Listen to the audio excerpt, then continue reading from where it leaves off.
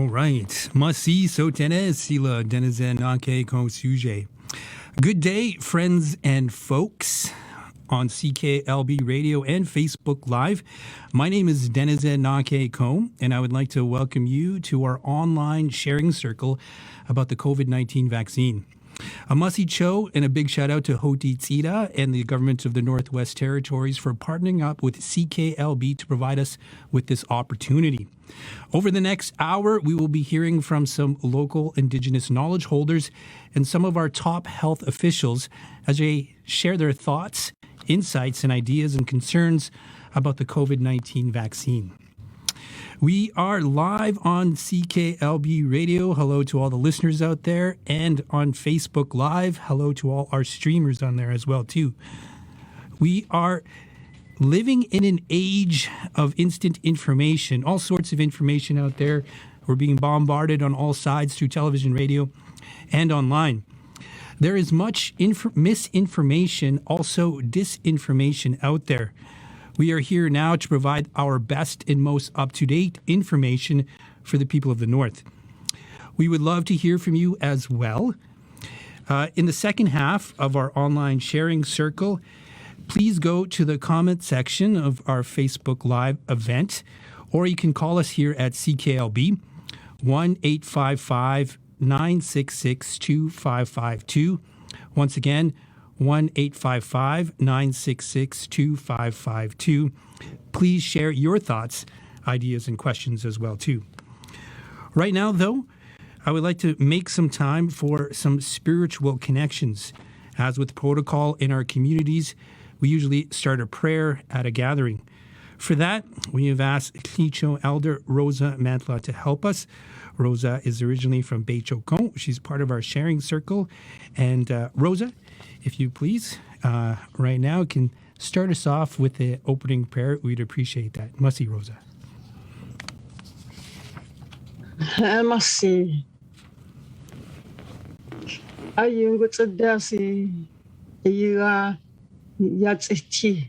Let us pray and thank you for being here together and also to share our experience working together with the vaccine team and with the medical health and all the community people, young people and elders. So I'll say the Our Father in Klicho. What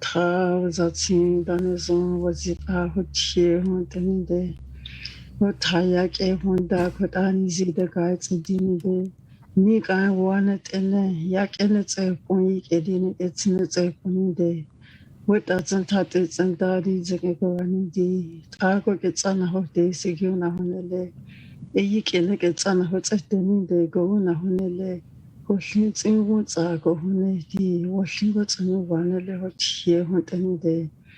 So not seeing hasn't go out, I want it and say zini. But she got on a dinner zin, do a Nihuta Ashe, Gunake, as long. Kushisiga de Masira. What has that seen Danazon was it a hot de Masi? All right, Masi, thank you, Rosa. We appreciate your thoughts and words, and I think it's a good way to start off a sharing circle. Okay, once again, my name is Denizen Nake Ko. I'm Denisu Klene in Decho Dene. My parents are Celine and Jim Antoine, and I grew up in Chichiquan, along the big river in the Decho. Growing up, I was fortunate enough to listen and to learn how sharing is a core value of the Dene. Share what you have. And back in the day, and still today, and sometimes, a lot of sharing happens around a fire. There would be an exchange of information and an opportunity for people to listen, to learn, and to share. It is with this intention and this spirit that we would like to bring to our online sharing circle. With that, let us take some time to introduce some of the people that will be part of our sharing circle. We have Dr. Cami Candola as the Chief Public Health Officer of the Northwest Territories. Also, we have Dr. Anne-Marie Pegg, who has worked here in the North for a very long time as well, too. We have Riel Nake Ko, originally from Chichiquan. She's a registered nurse. We have her online as well, too. From Fort Good Hope in the Gasho Gotene, we have Kara Manuel. And I'd like to welcome everybody to our sharing circle. Thank you for making time to being here with us today. Welcome to you all. We've had the opportunity to hear from Rosa already, but she'll be up first to share today. Rosa Mantla is a Klicho elder and teacher from Becho-Kom. She's strong in the language and has worked as a Klicho interpreter for the vaccine clinics and helped many elders and Klicho language speakers access accurate information about the COVID-19 vaccine. So to start us off in our sharing circle, Rosa, the virtual floor is all yours.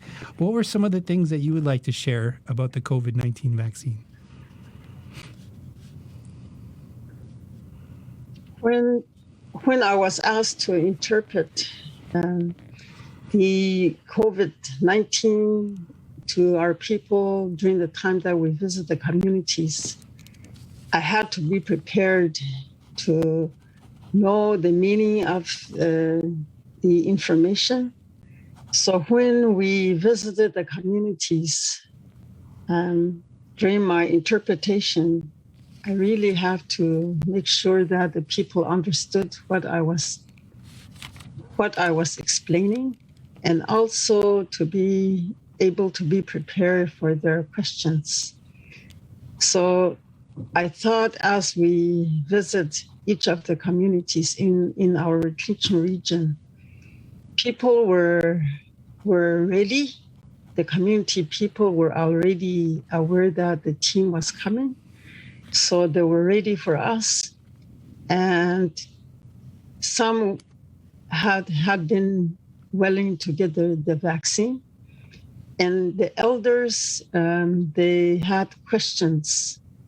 So Dr. Candola was with us on our first trip. So she was able to share her knowledge of explaining the vaccine, especially for the most people that are at risk. She explained it over and over to them again.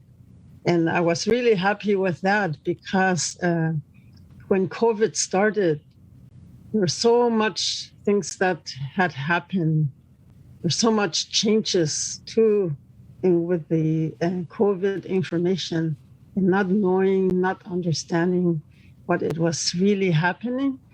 So the information that got out, people started to understand, but not all accurate information has been given. I don't think so, because when I come to the other communities, even in Becho-Kom, some people have been telling other people that if you're diabetic, if you have condition, you can't get the vaccine.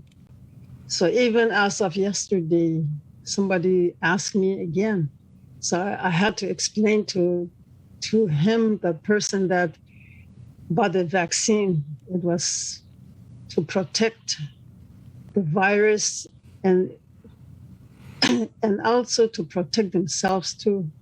So I know when we share, a lot of people listen. The younger people listen too, but our second vaccine trip, it was good because many people came to get their second vaccine. And even though they were hesitant, they still have a lot to ask about the vaccine and the medical team. So coming to the communities, if people know you and you know the people, it's really good to be part of it. And medical field, science, medical, if we don't understand it, even though you were in education, you have to relearn the expertise of the medical staff. So that was something that I enjoy, just listening and just watching.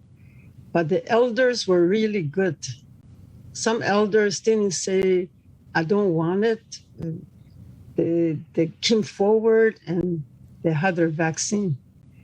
And they were really funny too. And they had good, positive humor. saying, one of the elders said, give me needle, give me needle, lots of needles, she keeps saying. And we just laugh. So a lot of times their humor really represent their welcoming to their communities. And other than that, people have concerns, but from the very beginning, we weren't really able to share the definition of these COVID that came into the cities or the land that we live on or any other places where there's COVID. But we're fortunate to be able to understand the risk and to follow the protocols. That was something that some people weren't really ready for, because changes has a big impact on their lives. But I feel grateful for the vaccine team, especially the medical staff, because they were the ones that really helped a lot of people to understand the vaccine. And even our chiefs were the first ones to get their vaccine in their communities. So we need to appreciate the teamwork.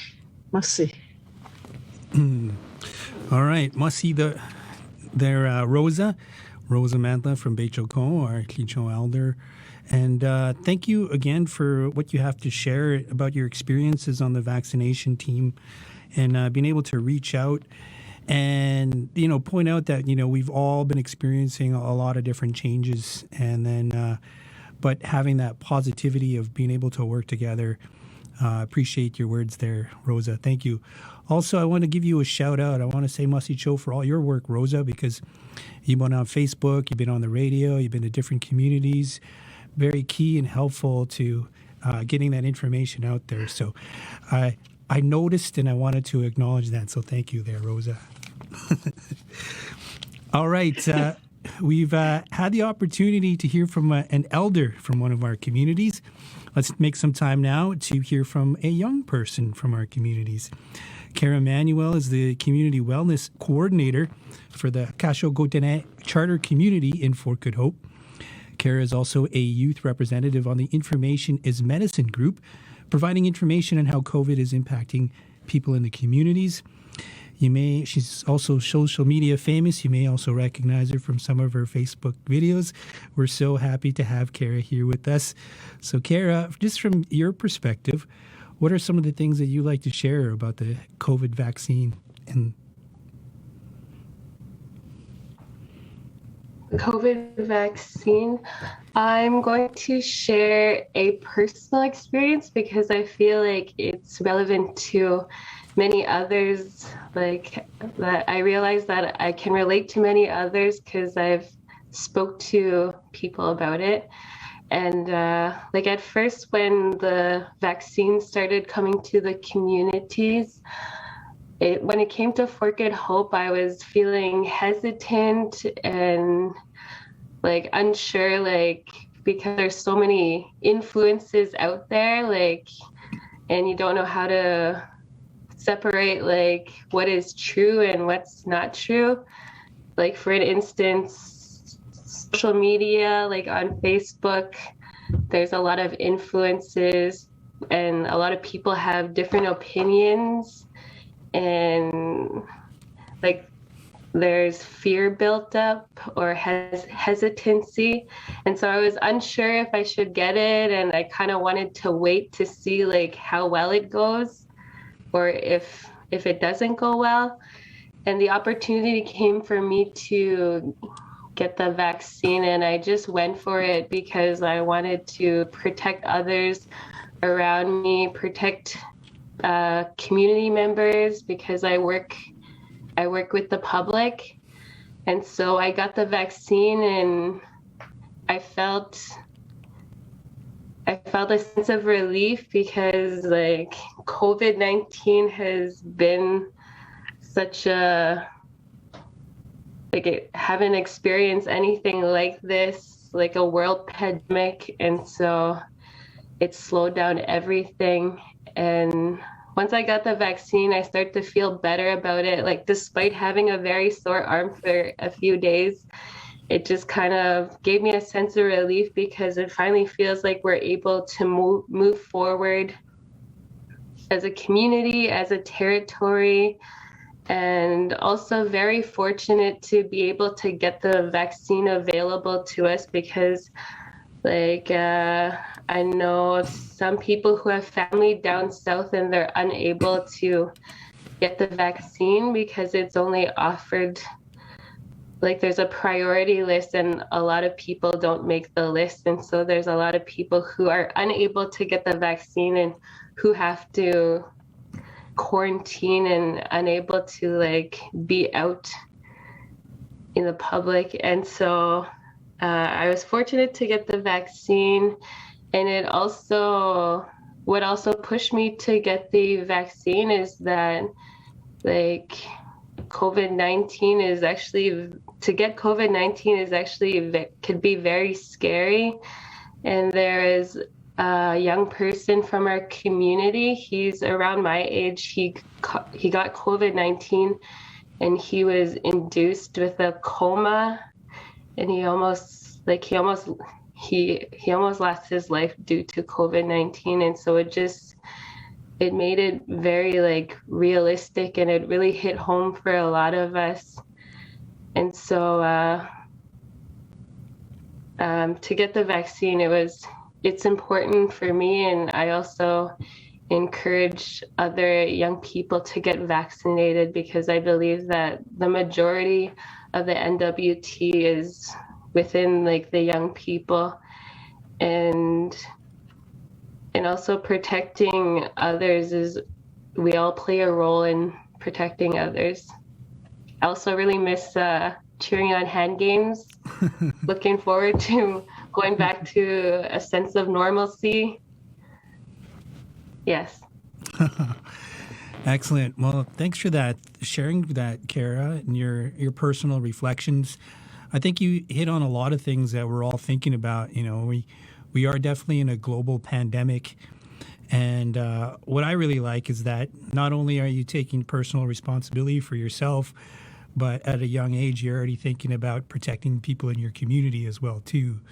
And I think that's a key about this, is this the individual responsibility, but being aware enough to like think about other people in our community. So thanks for sharing that with us there, Kara. And if you are just tuning in, this is a special online sharing circle about the COVID-19 vaccine. Thank you for joining us if you are on CKLB or on Facebook Live. Just a heads up, we want to hear from the people out there, the listeners and the live streamers as well, too. You can do that by reaching out to our comment section on Facebook Live on the event page. But also you can give us a call at CKLB at 1-855-966-2552. 1-855-966-2552. We would love to hear from you. All right, we have all sorts of different connections in the North. Many of us have relations all over, and that's no different here on our online sharing circle. Up next, we have one of my cousins there, Riel Nake Combe. She's also from Xixiquem. The family is proud that she is a graduate of the University of Victoria at Aurora College and now works as a registered nurse. Riel helped to deliver the first round of vaccines in Dede, Dilo, and in Yellowknife. And Riel is here to share us with some of her insights and some of her thoughts. So, all right, cousin, floor is all yours there. Thank you. I'm really glad to be here and to be able to share part of my view on things. I think originally there was a little bit of mistrust initially with a history of trauma from Indigenous communities and healthcare systems when eventually, like when this first started to come and be rolled out. And I think that there's always been a little bit of mistrust with the government just because of our history as Indigenous people. There has been like stemming from things like residential school and history of like locums coming in and people maybe not being heard or their needs feeling like they're not being met, because when people have locums coming in and just the continuity of care. So I think there is a little bit of mistrust coming from there, history of racism and some stereotyping. So I think when this all started to come and everything was being rolled out, hearing from family or friends who are Indigenous, I think that there was always a little bit of hesitancy about getting the vaccine. But now I think with the education that has come and like everybody's role, like making sure that like the media and social media and everything, people are learning that it's okay, that we're all in this together as a territory. And I think my role as a vaccine, like part of the vaccine team, I was able to educate people about Moderna and common side effects and to discuss things with them. I was able to go step by step through with them, making sure that, like when they do come, that they bring their healthcare card and that they get registered. And then, they would wait in line and then they would come see a nurse and then we would talk. We would talk about if they were fit to be immunized, if they were over 18, if they had any health concerns. I would answer questions, any kind of concerns that they might have during the rollout of the vaccine. So we made sure that they were healthy and well enough, that they didn't have any illnesses or fevers. We would discuss the vaccine. We would talk about possible side effects and comfort measures, how to deal with those side effects at home, things to expect, things that might happen. So that was part of my role while rolling out the vaccine. I was able to make sure that we were able to talk about things. And I think being an Indigenous nurse really helped with the rollout of that vaccine. I felt there was a lot of people that would come to me, elders, some older people who might have known me through my dad or through family. I felt that was a really good bridge to have an Indigenous nurse helping roll out vaccines during this time. I think also explaining to people when they came and they had concerns about why, the North was able to get so many vaccines and were we being guinea pigs and why were we being picked? I think that was also a good discussion to have, that we do live in a landmass that is twice the size of Texas. And there is only 45,000 people here, but the resources here to care for people, if they did get COVID, we don't have them. We want to protect our communities. We want to protect our elders, our youth, our history, our culture. I think that is a huge thing that we were able to do in the territory while rolling out this vaccine. And to discuss with people, like the reason why, like there's crowded housing, there's lots of families sometimes living in homes. So if one person gets it, maybe the whole family will get it. And then that will cost us to get Medivacs and to have them all brought in. And do we have the resources? In a place like Yellowknife and the Northwest Territories, we don't have the resources. So I think it's really responsible for people to discuss about it, but also to know that, ask the questions and then we can talk about it, to discover, like this is why we have to do it, to protect our youth, our elders, our culture. So I think that was a really big thing. And during all of this, making sure that we reinforce, it's important to still maintain your social distancing, to hand wash, to wear your masks, to make sure that you wash your vegetables when you get home, to make sure that you don't rub your face with your hands, things like that. And I think that was a really great opportunity while I was able to do that into the community. That was really great. Thank you. Excellent. Well, thanks for that insight there. And I think it is important to point out some of that mistrust with not only the health system, but there's all sorts of different systems out there when it comes to the relationship with this country and Indigenous folks. And very important to point that out. And very important that to rebuild that trust is to be able just to sit and talk and to have these conversations. Also, thank you for pointing out, I guess, the socioeconomic landscape that we do live in here with our, our housing issues and all these other things that kind of contribute to the decision about why a lot of people in our communities got the vaccine first before people in the rest of the country as well too.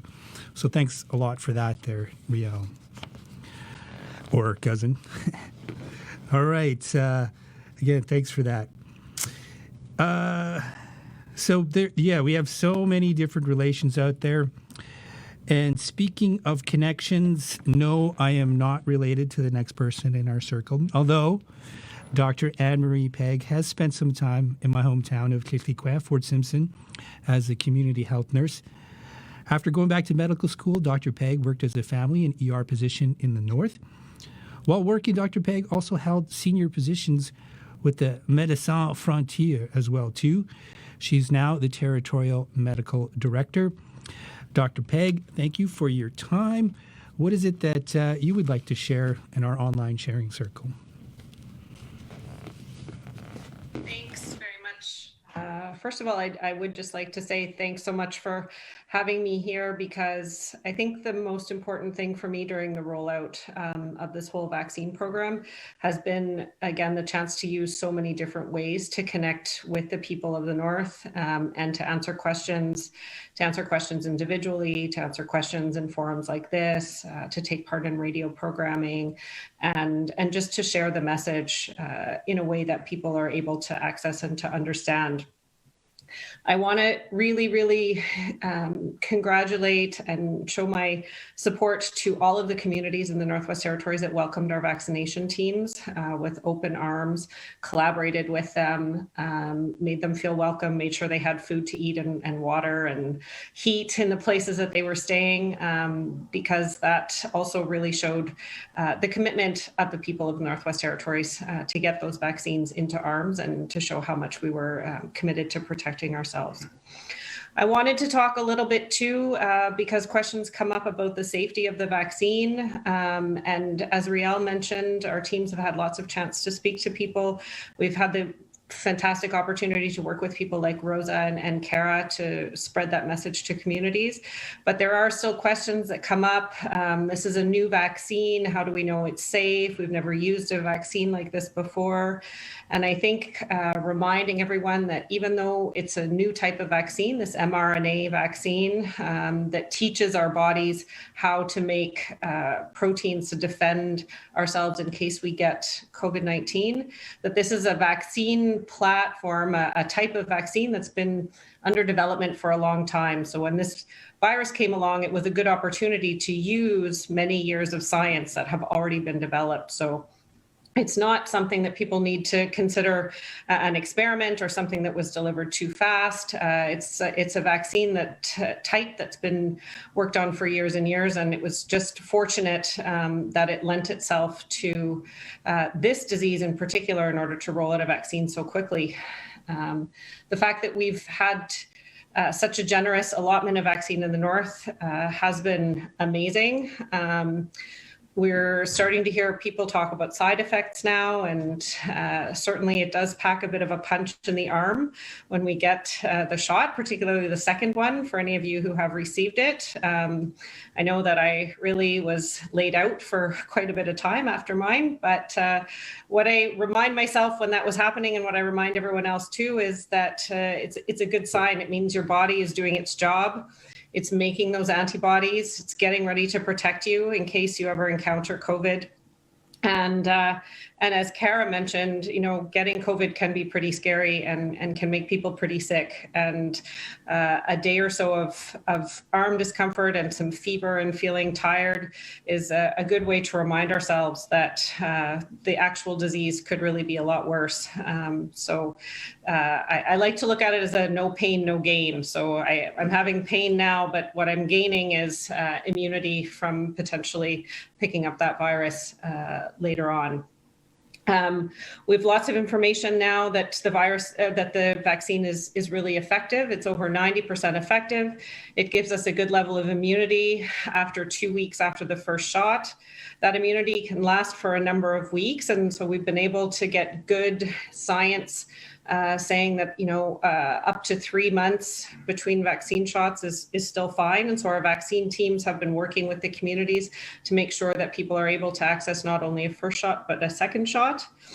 And I'm going to not talk too much because I know we want to leave time for our next speaker and for the comments. But again, I just want to say how exciting it's been to see everybody excited about vaccination here in the territories. And, we've vaccinated a good percentage of our population, and we're well on our way to having a protected population. So good job, everyone. Excellent. Well, thanks for that, Dr. Peg. Appreciate your time here, coming on with us at our online sharing circle as well, too. This means a lot. Once again, if you're just tuning in, this is an online sharing circle on the COVID vaccine. We are live on CKLB Radio and streaming on Facebook Live. This is in partnership with CKLB, Hotıi, ts'eeda, and the government of the Northwest Territories. All right, listening ever so patiently, we have the Chief Public Health Officer of the Northwest Territories, Dr. Kami Kandola. Dr. Kandola has worked in the NWT as a public health physician since 2003. Dr. Kandola has been in the news, has been on the radio, and has been at the center of many high-level decisions when it comes to this pandemic. You've held firm on measures that weren't popular publicly, but were based on the best scientific information at the time. Personally, Doctor, I'd like to thank you for all your work. I know it hasn't been the easiest, but I do appreciate it. Now, I'd like to give you some time to share in our sharing circle about some of your insights when it comes to the COVID-19 vaccine. So thank you for being with us, Dr. Kami Kandola. Thank you. So good afternoon, and I am honored to be part of this sharing circle today. And I would like to take this moment to thank my fellow guests, CKLB Radio, Hotıi, ts'eeda, and everyone listening for making this event possible. So it is important to have discussions like this with people you trust, and we all have a role to play to protect our territory against COVID-19. And the vaccine is one of the most effective ways to do so. So Dr. Peg did provide a very thorough overview of the COVID-19 vaccine, how it works and why you can trust it. I want to start by sharing how we came up with our ambitious vaccine strategy, where we are right now in our vaccine rollout, and what it can mean for the future of our territory. So since the beginning, we had made it our mission to protect those at the highest risk first. So this includes people who are at risk of serious illness or death from COVID-19, and those who are at risk of being exposed to COVID-19. That's because of where they work, live, or travel, especially for those who are going for medical necessary treatments down south. So the struggle is because the vaccine came to the NWT in a series of shipments and not all at once, we had to identify priority groups early on, and we had to use a phased approach to deliver the vaccine in a fair, safe way to those who needed it most. So we did meet with Indigenous and community governments before finalizing our vaccine strategy, and we wanted to make sure it met the needs of our residents. So the Indigenous and community leaders did highlight the importance of having information available in all 11 official languages, having interpreters like Rosa Mantla available on site at vaccine clinics, and building relationships with communities ahead of the clinics to encourage vaccine uptake. So we tried to build all these recommendations to our strategy and made sure leaders were aware of the priority groups we identified before we started rolling out the vaccine. So the priority groups we first identified was those with advanced age, especially those over 60, those living with chronic conditions or multiple medical conditions, those who likely will pass on COVID-19 to others at high risk of severe illness and death. And those are people like our frontline healthcare workers. And then those were people who lived here but worked outside of the NWT, or lived here but worked on a site where out of territory workers were working as well. And finally, those live in remote communities, including Indigenous communities, were identified as our top priority groups right from the get-go. We developed these priority groups based on evidence, science, and advice from the National Advisory Committee on Immunization. And we had to also take into account NWT's distinct landscape and population. So what you would see in our vaccine rollout is that we put rotational workers as a priority group. We put other people who are going for recurrent medical travel as a priority group. And that you might not see as a first priority group for NACI recommendations. We also put people living with intellectual and physical disabilities, people living in with homelessness, people in our correction facilities. These ones we put also as our top priority groups. When it comes to remote Indigenous populations, I wanted to touch on this briefly because I know it did raise a lot of questions from residents, especially early on in the vaccine rollout. So why were Indigenous groups specifically included as a priority group? Well, there are a few reasons. We do have the data that does show that Indigenous communities have been disproportionately impacted by COVID-19 and by past pandemics like H1N1 in NWT. But when you look at what's happened to Northern Saskatchewan, Northern Manitoba, look at our neighbor, Nunavut, what's happening with Arviat, this validated and provided the evidence that there would be a disproportionate impact on Indigenous communities if COVID-19 became part of the community spread. We also knew that with COVID-19 infection that there would be disproportionate consequences, particularly in those remote, isolated Indigenous communities where access to healthcare may be limited, and that we would have a risk for severe outcomes, including death, much greater than in other communities. Lastly, the barriers that exist for many of these communities, including systemic racism, homelessness, or poverty, may prevent accessing necessary supportive care for COVID-19. People may delay access to healthcare because they simply just don't trust the system. So for these reasons, we started first in our most remote Indigenous communities when we offered the vaccine. So what you saw with the vaccine rollout was it was the flying communities, cabin communities, first as the first priority. Next, we had the border communities, like you look at Fort McPherson or Fort Providence, and then you'd have the smaller Indigenous communities, and finally we went into the regional hubs. But like all other vaccines that we offer, I really want to emphasize that the vaccine is a choice. So it is my hope that every resident who is eligible for the vaccine feels confident that they can make an informed decision about whether or not to get it. And I must say, I have been blown away by the support we have received so far from residents, leaders, chiefs getting another vaccine in communities across the North. So one of my specific personal highlights throughout the campaign was to be invited to Wekwedi by Chief Charlie Football to receive my first dose of vaccine. It all occurred with a phone call I had. And I was just calling him to touch base. It was the first week. And I said, do you have any questions? Are there any concerns? I know you're going to be up there getting the vaccine.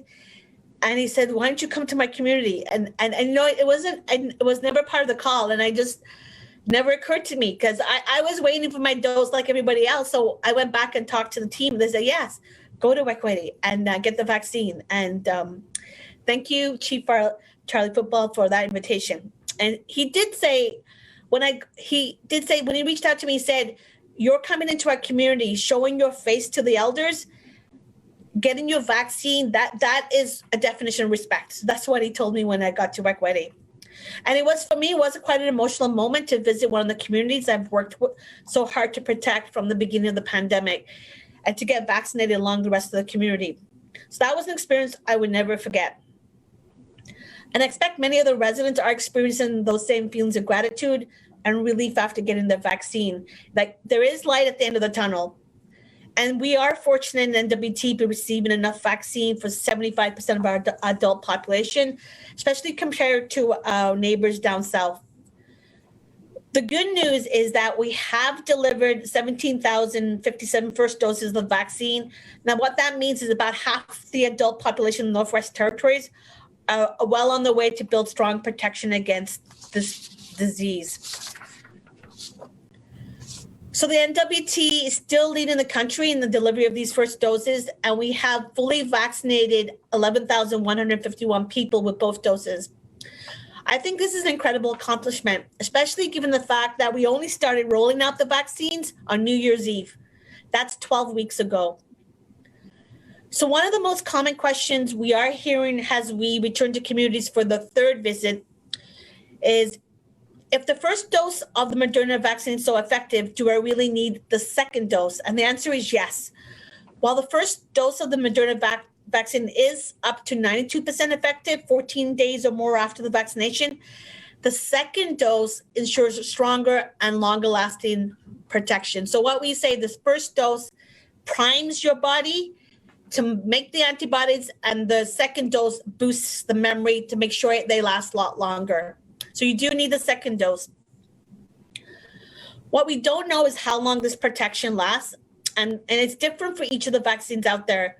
So there are people who are studying this information as we speak to figure out if we need booster doses later on or how long this immune response lasts. What we do know particularly with the Moderna vaccine, is they had 30,000 people enroll in the trial, and they're going to follow them out all full 2 years after they received the vaccine. So they're following them out, and the information we have to date is that it's very protective. So I also want to acknowledge another question that's being increasingly popular, and now that the number of vaccinated NWT residents are climbing. This is a question that people are asking. So when shall we move to phase 3 of the Emerging Wisely? And we are, these are the considerations we need to look at when we move to the next phase safely. First, we need a significant uptake of the vaccine here in the NWT. And we know we need to see a vaccine rollout in other provinces and territories as well, because we would see a decreased risk of infection from COVID-19.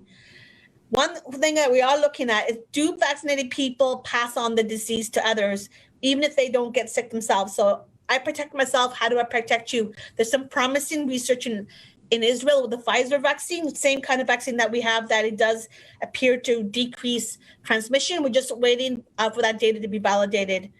And another important thing that I'm looking at is, this vaccine effective against the new variants that we are seeing across Canada, especially in Ontario, Alberta, BC. Can this vaccine work against them? And fourth, we need to weigh the risk to unvaccinated people in the Northwest Territories. Right now, the Moderna vaccine are given to people 18 and older, but we have a large proportion of children under 18 who are still unimmunized and vulnerable to the disease. So we will be looking at all these considerations. So when we begin to start lifting restrictions in the Northwest Territories, we'll do it in a careful, measured way. So from the final closing remarks is to remind everyone who's listening today that there's lots of information out there about the COVID-19 vaccine. Not all of that information is accurate. You have to make sure you're getting your facts from trustworthy, credible, and evidence-based sources that are backed with data. If you want to find resources in all 11 official languages, you can go to our website at www.gov.nt.ca/COVID-19.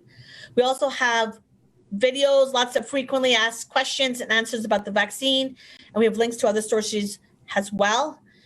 And if there's only one takeaway from what I shared, please use anything you've learned from this sharing circle today to start a conversation about the vaccine in your workplace, in your household, your community, TikTok, Facebook. If we all are working together to spread the information, then we will be able to defeat COVID-19 and NWT. So thank you so much. Excellent. Thanks for that, Dr. Candola. A number of different points that you brought up that I think are important to reiterate. But I think number one is our leadership. I think it's something that Rosa Mantla talked about too. is about how much our leadership, our political elected leadership, is listening to the science and to the experts on this as well too. I think we kind of take that for granted, but if you're watching news and other places in the country and in the world, that's usually not the case with elected officials. So I think that's something that we should point out here. And a lot of the sharing circle also shared about how fortunate we are here in the Northwest Territories. It could be the best place to battle COVID, but if things go wrong, it could be the worst place as well too. So I think a lot of people have touched on that as well.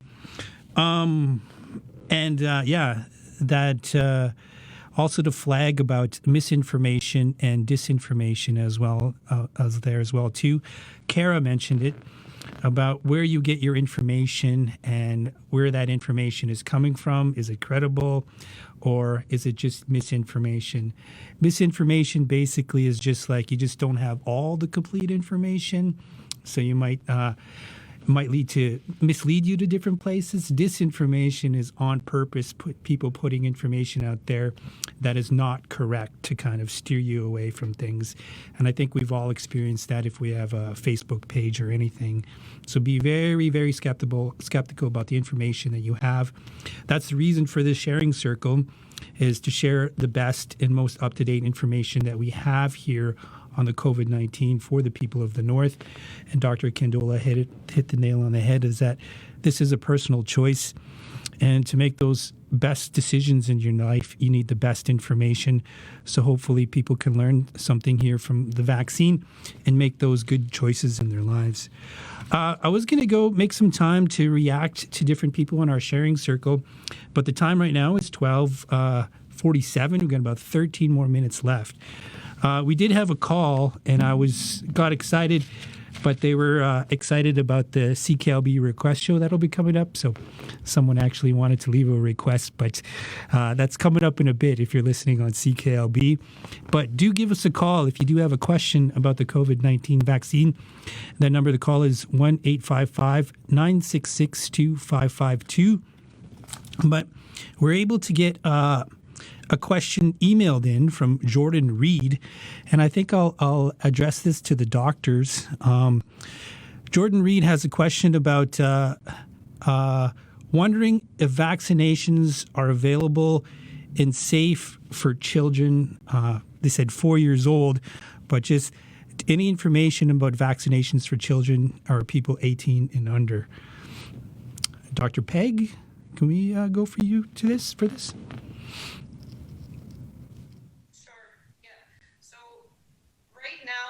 All of the vaccines that are licensed in Canada are only licensed for adults. Most of them over 18, and the Pfizer vaccine is actually licensed for over 16. So no vaccine right now for children, although there are studies going on both with the Pfizer vaccine and the Moderna vaccine right now, and possibly some of the others in younger age groups, notably those over 12. So the youngest ones are not yet included in a lot of those studies. So it's going to be a bit of time before we have information about a vaccine for the youngest members of our population. But we expect for that middle age group over the age of 12 in the coming months that data will become available, and what's there will hopefully be promising, and that younger groups will be able to access the vaccine at this stage. Dr. Candola, did you have anything to add to that? So that's absolutely correct.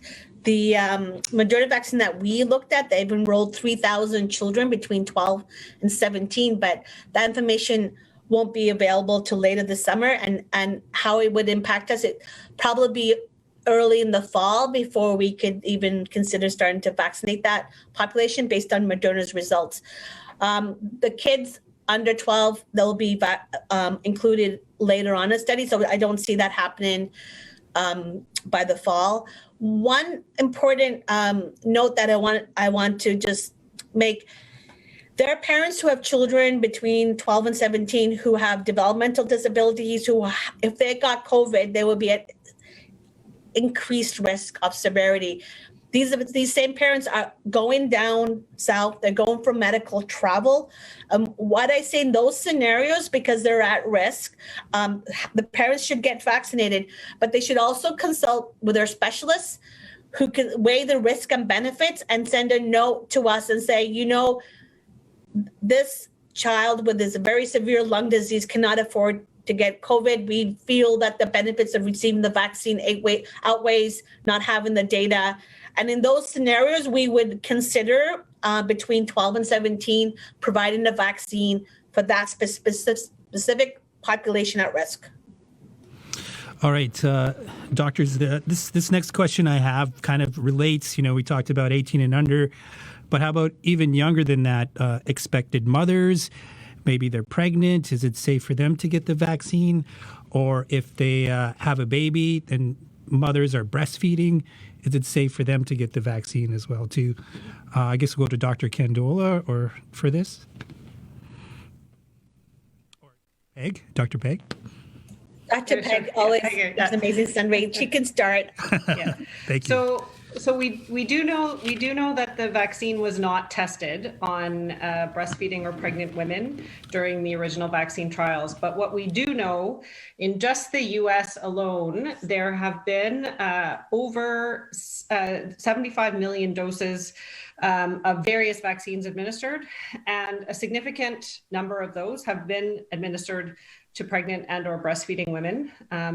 In Canada here, women who were pregnant or breastfeeding were invited to register with Moderna to be followed in the event that they would develop any significant side effects. And what we know so far based on that real world information is that there doesn't seem to be any increased risk of any side effects, specifically related to the pregnancy or other side effects in general, for women who received that vaccine. And that goes along with the physiology of what we know about how the vaccine works. There was never a concern based on the mechanism of action that this would cause harm to pregnant women. And that's what's playing out in the doses that have been administered to pregnant women to date.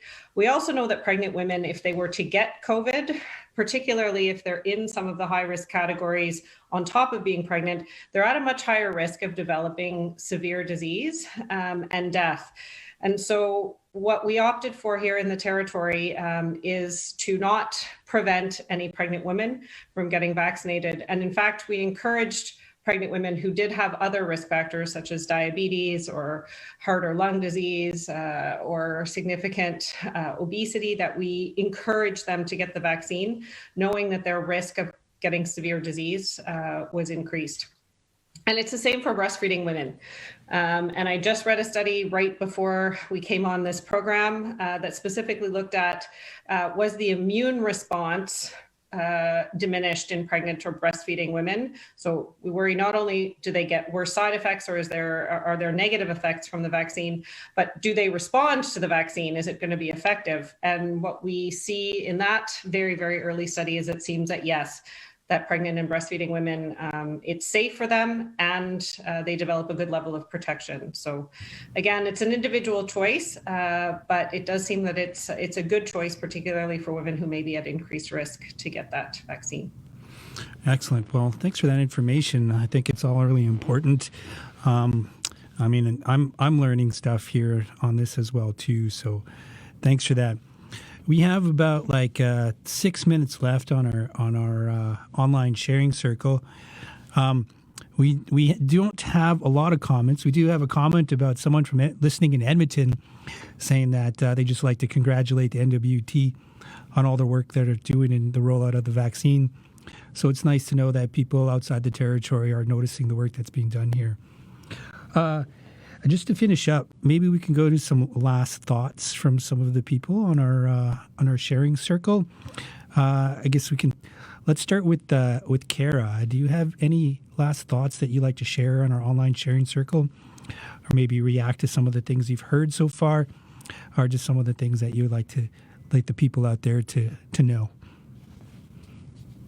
Kara? I would like to thank the medical staff for all the work that you've put in to reassuring communities and reassuring people with their concerns. And also, like, when I went to go and get my vaccine, like, I've noticed that it's such like a welcoming environment, and also it encourages people to like feel more comfortable and to be reassured that that they're making a good choice. And with any questions that I had, they always had an answer, and a valid answer to any concerns or questions that I had. And so that was, I would like to say thank you. And also a question that I had, and also maybe others are wondering, or maybe others would like to know, is that like about the different strains there are like out there, and if there is going to be different vaccines for that, or yeah. All right, good question there, Kara. I know Dr. Cami Condola mentioned about the different variants out there. I know across the world, I think they're identifying maybe 2 or 3 different variants. But I don't know, Dr. Condola, would you like to take a crack at this question about whether these different variants mean different vaccines, or how in your mind would that work out? So right now, we have close to 3,000 cases of variants in Canada, but the majority are the ones that were first identified in the UK variant. And the vaccine that we have works well against that variant. After that, the next most common one is the South African variant and the Brazilian variant.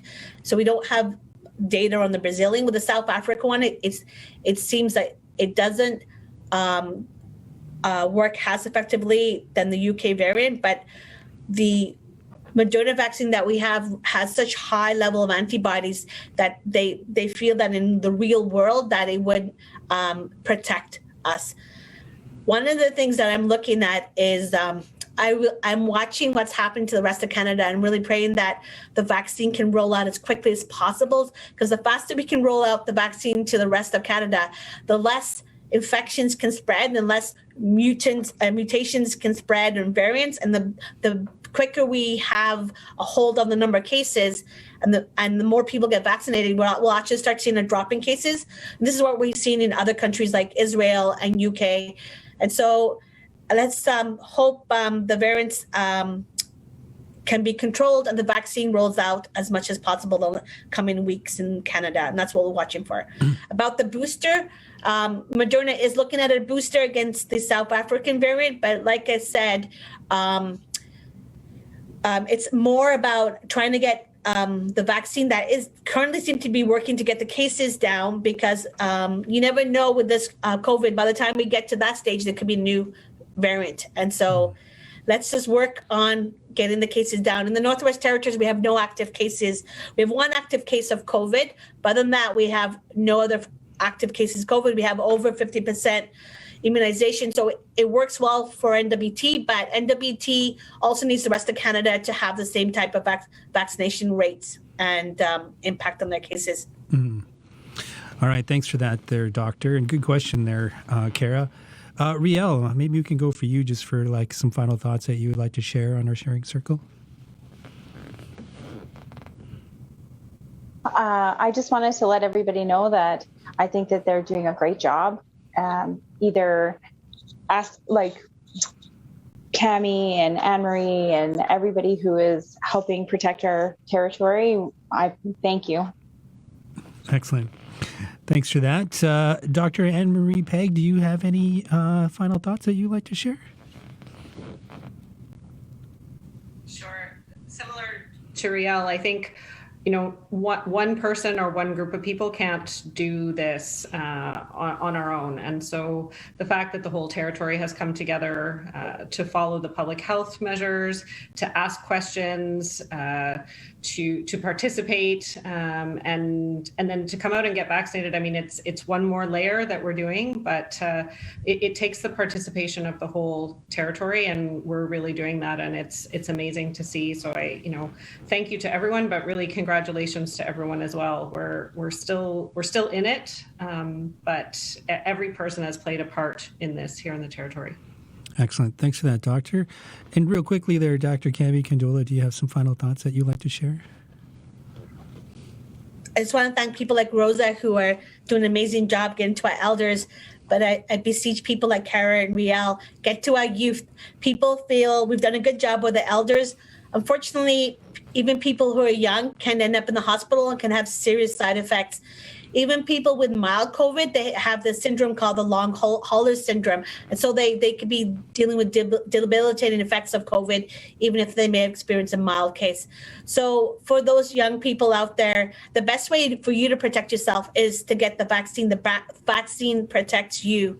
And we don't know how each of us is going to react to the COVID disease. But we do know that the vaccine protects 100% against severe disease with the Moderna vaccine. Thank you for your time. All right. Thank you there, Doctor. And Rosa, any final thoughts that you like to share on our sharing circle before we come to an end? I do have some things in mind that I didn't really bring up couple of times, and there were times when I feel that as an interpreter or even just to help out doesn't I don't want to feel that we're giving the people the choices as we explain and their decision to get the vaccine. We tell them that it's up to them, it's their choice. But at times when I hear negative things, I feel that am I or are we really helping them? Or so, but just by listening and watching the news and people at work, if you really work with the group, you know what's going on, you know how much work they're putting on.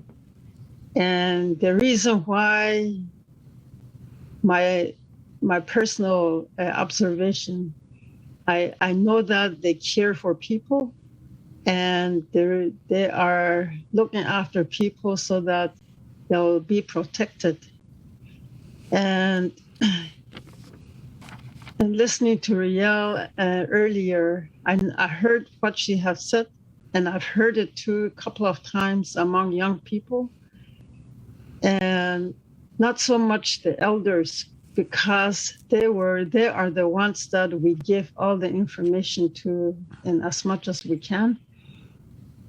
But the protection from COVID is very serious, because it's all over the world, and we feel thankful that to now we're all doing well.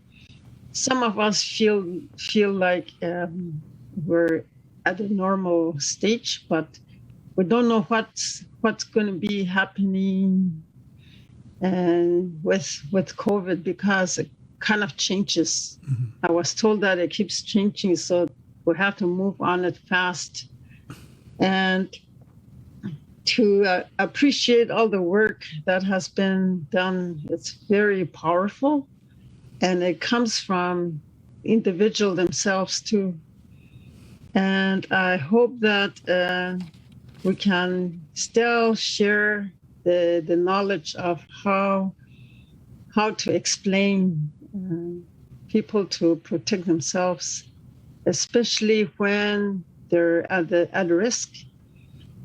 For example, before I joined the team going to the communities, a young person told me, a young mother, she said, they're going to be vaccinating people.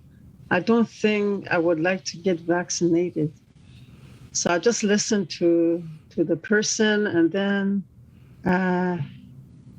And she said it might have more side effects that I don't know, she said. So I told her, it's up to you. But if you really want to protect yourself for your family, you really should think about it, because when we get sick before COVID, when people get sick, they get really sick, or we have to rush to the clinic, and we rely on the medical staff. It's something similar. And so I told this person that even me, myself, as a grandmother, I really want to do something that I would be healthy for my grandchildren and my family. So at times I think about those things, especially when I go to visit some people in the communities. But some negative thoughts or things that they say, I just listen. And then later on, it kind of, it just goes away after, but it can be there all the time unless they themselves make good decisions for themselves or for their family. And another question that was asked of me twice during the time was if they can make this vaccine for this COVID now, especially when people are getting vaccinated. How come there was no medicine or for cancer? So I said to them, there's a whole team of people working together for each pandemic that comes around, or sickness or disease comes around. And thinking about those people, I was hoping they can call in so they could have been given the information. But I'd like to thank you all for sharing, to be part of it. But we have to be there for our people, especially our family. Let's see. Well, again, thanks for your words there, Rosa. We're just a little over time, so I got to call it a quits here. So shout out to CKLB for broadcasting this. Also the Hotıi, ts'eeda, and the governments of the Northwest Territories. Thanks to Dr. Anne-Marie Pegg. Thanks to Dr. Cami Condola, Kara Manuel, Rosa Mantla, Rial Nakiko. Thanks for coming on for our sharing circle. I hope everybody out there got some good information to make some good decisions in their own lives. So please look after yourselves and each other. My name is Denizen Nakiko. I'm happy to be here, and I'm happy that everyone can also join us as well. And that's it for us. Have a good day, and thanks for being a part of our sharing circle.